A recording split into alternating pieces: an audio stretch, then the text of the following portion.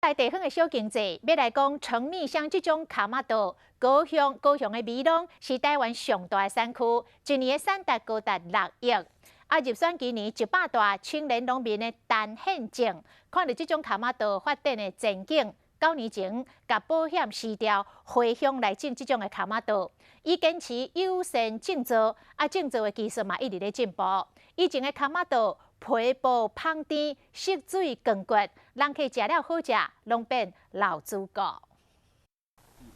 斟酌挑选皮薄芳甜，色水是感觉黄色的这柑仔蜜。每当12月到过当当的3月进入产季，42月等现种，这时阵拢会不用采收，一礼拜嘛会办一届这秋季顶面的切艺。要不然它会晋升，养分就会被跑掉。入选8大青龙，每当柑仔蜜品质评价，拢是入选优良的伊坚持设计嘅栽培，而且定期施作有机肥料，用精致化管理技术，种出好品质的柑仔蜜。要把它当作是小朋友在照顾一样，按部就班给他一些他该有的一些就是辅助这样子。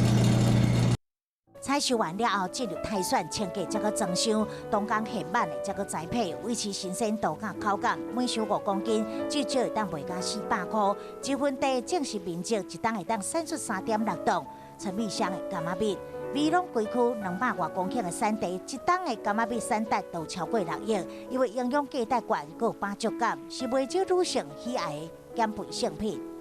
气候这种东西哦，你没有办法改变它，你只能是适应它。就是说，你可能调整说，可能种其他东西。最近这几档气候变化大，只要若拄着落雨，这柑仔蜜裂开的比率就超过5成。但是陈宪正用顺应自然的方式培养对市场气候敏感度，做出作物差异化的种植，嘛依照无同的季节，即无同的作物分散风险，克服气候挑战，